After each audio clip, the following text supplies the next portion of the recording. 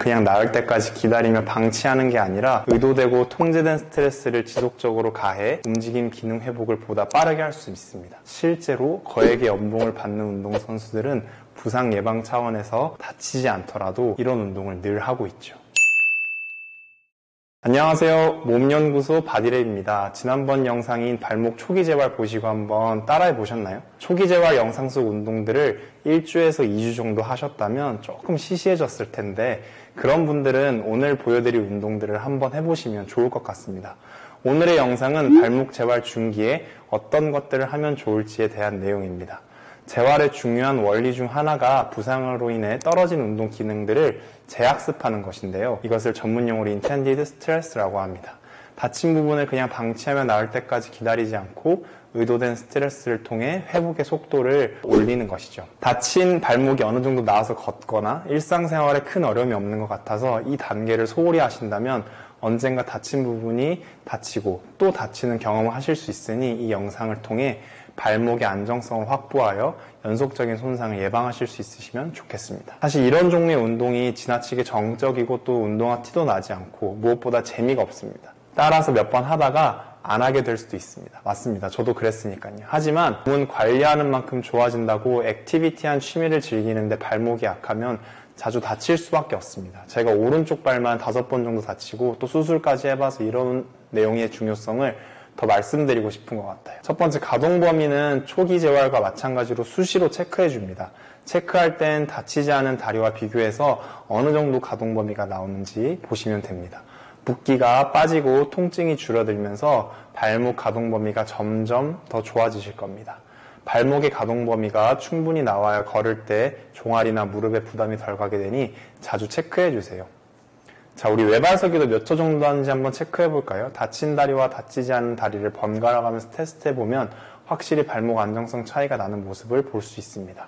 외발로 설 수는 있는데 다치지 않은 쪽보다 불안하다면 오늘의 운동 루틴 꼭 따라해 보셔야 합니다.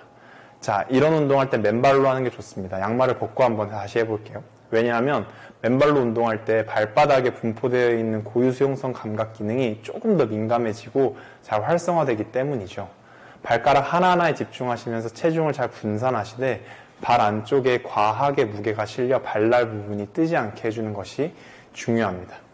자, 우리 엄지발가락, 새끼발가락, 뒤꿈치, 가상의 삼각형을 그리시고 이 삼각형이 바닥에서 떨어지지 않는다는 생각으로 하시면 좋습니다. 이번 동작은 웨이트 베어링이라는 동작입니다. 운동의 이름 그대로 체중을 이용해 발목의 무게를 전달해주고 또 꾹꾹 누르면서 발목 가동 범위를 의도적으로 늘리는 것이죠.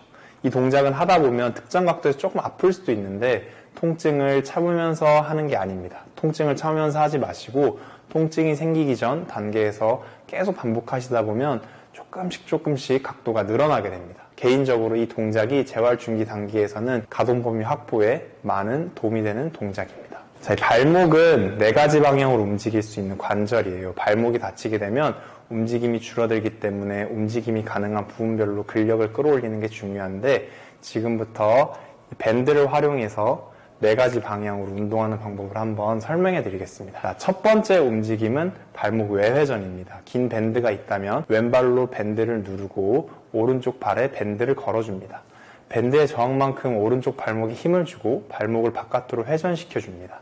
발목을 다칠 때 거의 대부분 발목 외측에 있는 전거비인대 쪽에 손상을 입게 되는데 그 주변에 있는 근육의 회복을 돕는 동작입니다. 자, 두 번째는 발목 내회전입니다. 엄지발가락을 감싸듯 밴드를 걸어주시고 영상과 같이 발목을 안쪽으로 돌려주는 동작입니다.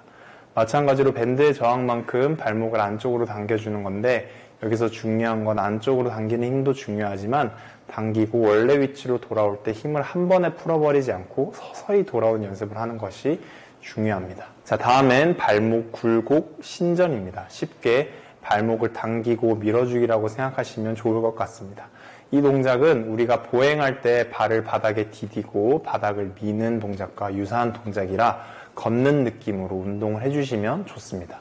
주의하실 점은 앞선 동작과 마찬가지로 밴드로 운동할 때 지속적인 저항과 지속적인 근육의 긴장감을 느끼는 것이 중요합니다. 영상과 같이 힘을 쓰고 풀 때 한 번에 풀어버리지 말고 서서히 밧줄을 놓는 느낌으로 풀어주시는 게 좋습니다. 자, 네 번째는 발목을 회전시켜 주는 겁니다. 발목에 밴드를 걸고 발목이 움직일 수 있는 방향으로 회전하며 움직여주는 것이죠. 정해진 한쪽 방향으로 운동하는 것보다 발목이 회전하면서 받을 수 있는 저항을 이겨내는데 그 목적이 있기 때문에 조금 더 입체적인 동작이라 생각하시면 될 것 같아요. 움직임이 입체적일수록 동작의 난이도가 올라간다는 점 참고하시고, 이 동작은 앞선 동작들보다 조금 더 난이도가 높은 동작입니다. 자, 이 동작을 할 때 통증이 좀 있다면 참고하지 마시고 앞서 소개해드렸던 외발석이나 웨이트 베어링 동작을 조금 더 하신 다음에 해주시는 게 좋을 것 같습니다.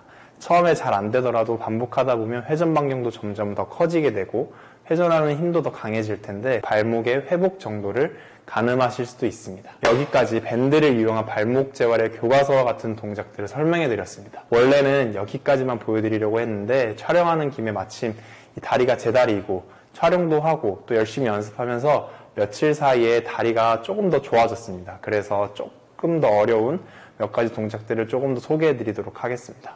자, 영상 도입 후에 보여드린 외발서기 영상에서 아주 약간 변형된 외발서기 자세입니다. 한 발로 중심을 잡고 이 영상과 같이 반대쪽 다리를 앞뒤로 움직여가며 밸런스에 대한 난이도를 올릴 수 있죠. 또 영상과 같이 캐틀벨이 있다면 캐틀벨을 써도 되지만 물병으로 대체해도 상관없습니다.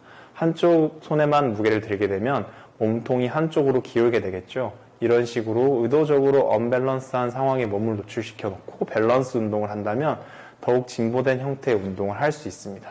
발목이 불안정한 분이라면 많은 도움이 되실 것입니다. 앞선 영상 중 웨이트 베어링 영상 기억나시나요? 발목의 가동 범위가 점차 좋아지게 되면 이런 식으로 체중을 더 많이 실어서 발목으로 하여금 더 큰 하중을 버티게 하는 것도 가능해질 수 있습니다.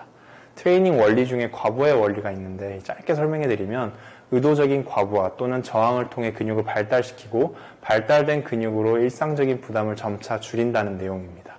재활의 과정에도 꼭 적용시켜야 될 원리이기에 이런 식으로 재활의 동작 난이도를 조금씩 올려가 주세요. 이번 동작은 어디서 많이 본 동작이죠. 홈트로 자주 하시는 힙브릿지 동작에서 조금 더 변형된 형태입니다.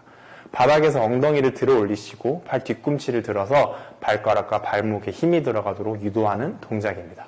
처음엔 1, 2초도 버티기 힘드시고 경우에 따라 통증이 좀 있을 수도 있는데 이렇게 반복하다 보면 버티는 시간도 점점 늘어나게 됩니다. 보통 4초에서 5초 정도 버티고 내려오시면 됩니다. 오늘의 마지막 운동입니다. 카프레이즈라고 바닥에서 발 뒤꿈치를 이렇게 쭉 들게 되면 키가 커지죠. 아니요, 죄송해요. 비복근, 가자미근과 같은 종아리 근육이 활성화가 됩니다. 그리고 발바닥을 바닥에 다 붙이고 있는 것보다 발목에서 더 많은 안정성이 요구되죠. 그 상태에서 발목 밴드를 거시고 좌우로 움직이는 사이드 스텝을 한다면 몸통과 골반 쪽의 안정근과 함께 엉덩이 쪽 근육이 함께 사용됩니다. 우리가 일반적인 걸음으로 걸을 땐 발바닥이 잘 바닥에 붙어 있지만 발목을 삐끗할 땐 발 뒤꿈치가 들린 상태에서 중심을 잃으며 손상이 발생하기 때문에 이런 동작을 통해 또 반복적인 손상을 예방하는 것이 꼭 필요합니다. 자, 오늘 발목 재활 준비하면 좋은 동작들을 함께 살펴보았습니다. 사실 이런 류의 운동이 운동한 티도 나지 않고 전적인 칼로리 소모도 되게 낮아서 귀찮고 재미없고 또 하기 싫을 때가 많을 수 있습니다. 하지만 본인 발목이 불안정하고 이로 인해 자주 다치며 삶의 질이 떨어지는 분들이 있다면 꾸준하게 한번 따라해보세요. 튼튼한 발목을 얻으실 수 있으실 겁니다. 긴 영상 시청해주셔서 감사합니다. 지금까지 바디랩이었습니다.